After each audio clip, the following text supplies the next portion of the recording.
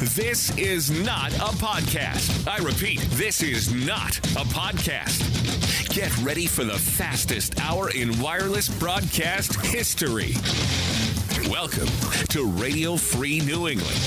Ladies and gentlemen, the voice of freedom, Lee Elci. All right, here we go. It's time for the fastest hour in radio. It'll be gone before you know it. 60 minutes of nonstop radio action, and we bring you some great guests, and this is really one of our favorites. We love chatting with him. Brendan Saunders is joining us right now, and maybe you know the name, maybe not. You should know it. He's running for state senate, and he is really a quality guy and a good guy. We're going to talk to him a little bit about qualified immunity and the police accountability bill. Brendan, how are you, pal? What's going on? Hey, Lee, thank you very much for having me on. Hey, Lee, remember the first time that I visited your show and you kind of messed things up a little bit and you said, I really owe you, buddy? Yeah. I'm canvassing neighborhoods now. Okay. I need you to come out and knock on doors with me. Wait a second. You're knocking on doors? COVID. They're going to get you. Don't you know that? Well, I am all masked up. Okay. I am using social distancing. Yeah. And, of course, I'm looking to represent an interesting district, the 33rd District. 12 towns make up the district, and it starts down on the shoreline, but then it also goes up north. It follows the Connecticut River up north. And very distinct people in the district. So up north, I don't think they ever wore a mask from day one.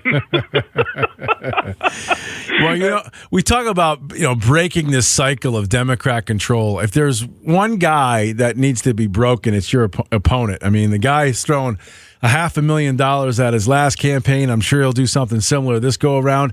And before we get into the qualified immunity, he also sits on the Energy Commission, right?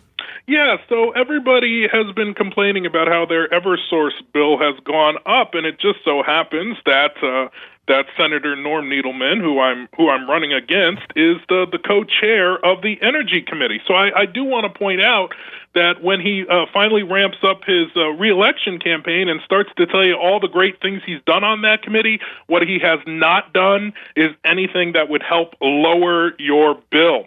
In fact, it will be argued, I'm sure at some point we will debate this, but he's going to throw all these smoke and mirrors out there about how he's brought in windmill legislation and shared solar and all that, but what he has not done is ended this thing that happens with Eversource, where every time somebody falls off the grid, so we all understand with our energy, you have your supplier and then you have your distribution. So let's say, Lee, you decide you're going to go solar panels. You fall off the grid per se, and that's potentially money out of Eversource's pocket. Well, not so. They have the right on the distribution end to take that loss and to now amp up their distribution costs to everybody else. So if you fall off the grid because you go with solar, or if you fall off the grid because you choose a different supplier, the rest of us, the have-nots, we all have to pay. So it's inevitable that this bill is going to keep going up as they push all these other energy initiatives. And he has not stopped that and has not shown any willingness to stop giving them what I would say is the back-end deal on that. So I just wanted to point that out. All right. And is there a way around this? I mean, what can be done? Because something has to be done. We can't let Eversource or whatever power company just run roughshod and dictate to the rest of us what we pay. Some people, I mean, I'm sure you're aware of this, but some people 2.5, 3 times as much for their electric bill this go around. If you're on a fixed income, you're screwed. Yeah, and those are the stories I've heard from constituents in the district. Is some of those, and especially those who are elderly, they're on a fixed income, and this kind of thing has happened. Well, again, we have to stop with the crony capitalism. We need to get folks in there who are going to say true free market. And I'm sorry, Eversource, but you don't get to make up money on the back end. This is going to be a free market solution.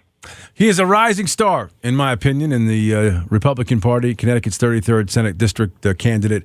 Brendan Saunders is joining us right now. His website, Saunders4Senate.com. That's Saunders4Senate.com. You can check it out and see for yourself. All right, so you want to talk a little bit about this immunity, this provision within the accountability bill. And listen, I think we are all on the same page we can accept the accountability bill to a certain extent, as long as it's not a punishment in my mind for the police. I don't think there needs to be a punishment here, and I think that's what it feels like. Sure, we can have body cameras and we can have dashboard cameras on all the time. I think it's smart. I think it makes sense. You want to do away with chokeholds. You want to do away with some other stuff. I think that everybody was on the same page with this, but qualified immunity is a game changer of sorts, right? Yeah, it is. I'm going to add my voice to the chorus of that says, yeah, that's a deal changer. That's a deal breaker. And I even like when you list the good things in the bill. I even like the decertification. I think that's key because you can't handle bad apples. The few cops that are bad apples. The unions are so strong that oftentimes in the collectively bargained agreement, you just can't get at them. But if you can at least have a decertification process, you can keep them from jumping from one police force to the next because their certification is taken away. I will also ask this. Where does my opponent stand on this? Because none of us in the district seem to know. What are his views on this, and what does he feel about the fact that the Attorney General refuses to define the constitutionality of this proposed of this law, right? So if the Attorney General won't define the law, how are 187 legislators going to be able to? My opponent has been hiding out for months on his view of this law and where he plans to vote. Now, we all are pretty sure where he's going to vote, but you know that he's been hiding out on that. Well, I'm pretty sure when he's asked this question, this is what you get. Right? That goes with most Dems. Most of the stuff. I'm sorry. Go ahead. No, I think that's right. So I agree that the qualified immunity is the deal breaker, but that isn't the only bad thing in there, and that's what always upsets me about this is that we do an overreach. So, for instance, there's a provision in the bill that restricts military-grade equipment. Why, again, are we taking tools away from the good officers, right? So included in this is, for instance, boats. I live on the shoreline. I live in Clinton, and all along the shoreline, Old Saybrook, all these towns along the shorelines, they all have police boats, and many of these police boats were purchased, and they were paid all sorts of exorbitant extra amounts of money to make sure that they met federal standards set by the Homeland Security. So that included all sorts of additional things that these boats needed to have and be on them. Now, those boats would be considered military-grade equipment and are going to need to be pulled out of the water. So all these towns, all these municipalities that paid all this money, now they're going to have to pull the boats, redo things, try and figure out a solution. Also, the other interesting thing in this military-grade equipment is night vision goggles. Now, get this. If I'm a criminal, I can go buy night vision goggles, and I can go out and do my thing. But when the cops come to apprehend me, they can't use night vision goggles to try and locate me in the dark. Wait, whoa. That's in this thing? That's in this thing. Are you kidding me right now? Under the military-grade equipment restriction, God. it would include night vision goggles. What a joke. Joke. That's why I say, and this is going to become the mantra of my campaign, the devil's in the details, man. When you start looking into this sort of stuff, you realize, wow, that is ridiculous. That is absolutely ridiculous. Now, one of my other concerns is the provision on the use of deadly force. And what they're trying to do is come up with an objective standard, in essence, a list. If this happens, and this happens, then by all means you can use deadly force. The problem being is that is not at all practical, right? Every situation is fluid. Things change on a dime. And we train the police to make judgment calls, not to check off a list where they say, okay, now I can use deadly force. So trying to come up with an objective standard of when it's permissible to use deadly force, which is then going to be pushed on the officers, makes no practical sense to me. It's part of the overreach. It's part of the handcuffing, pun intended, of the good men and women. And let me just say that as well. I think it's interesting that when we look at all of the protests going on, that we are told that we're supposed to look and we're supposed to say, hey, only about 1% of these protests are riots. You know, the greater majority of these protests are just peaceful, and that's what you need to see. And yet, as we go about this police reform, we're doing the exact opposite. Even though it's a small percentage of police officers that may not be good, that may be the bad apples, that's what we're focusing on. We aren't supposed to see the 99% of the good officers, right? You know, and so that's what's annoying. All right, to me. so night goggles, military grade equipment's out. Yeah. There's a checklist for lethal force, and do you know what's on the check? I don't know what's on the checklist. That's part of the whole language is that they want to be able to establish this checklist. Okay, establish a checklist.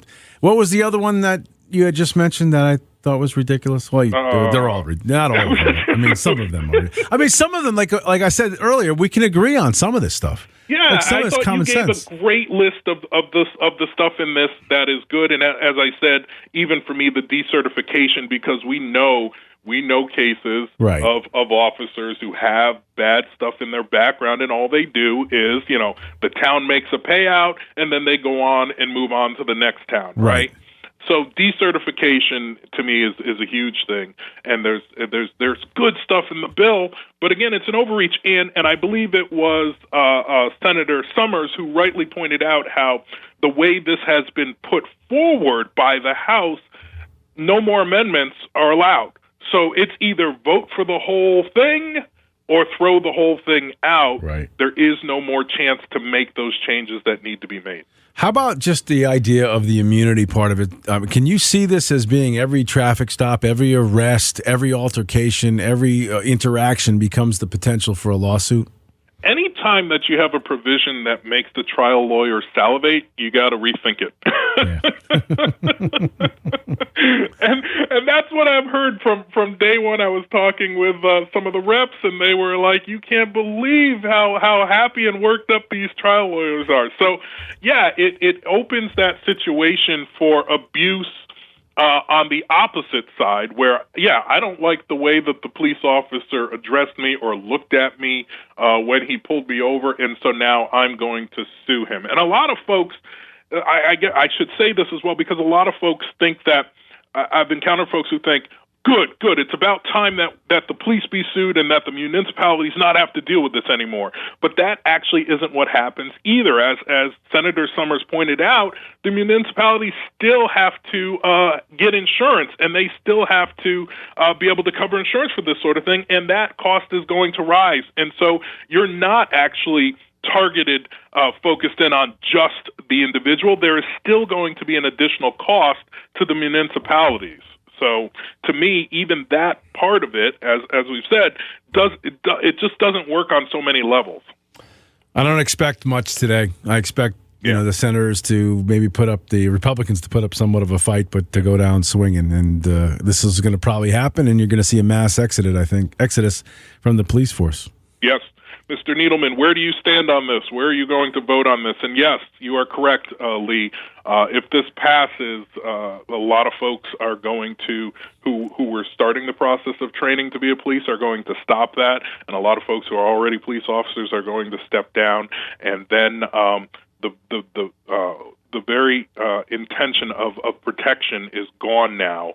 Here we were trying to do something to boost our protection, and instead, because we overreached, and let's be clear about this, it's purely a political bill at this point. It is not so much about what it does. It's about certain lawmakers in certain areas being able to say, we took advantage of this moment, and we got something done.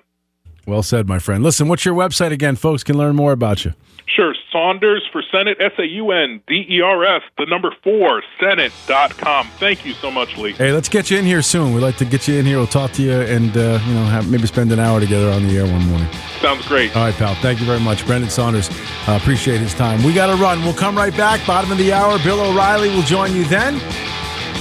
Don't go anywhere. You're listening to the Connecticut Radio Full Power Network.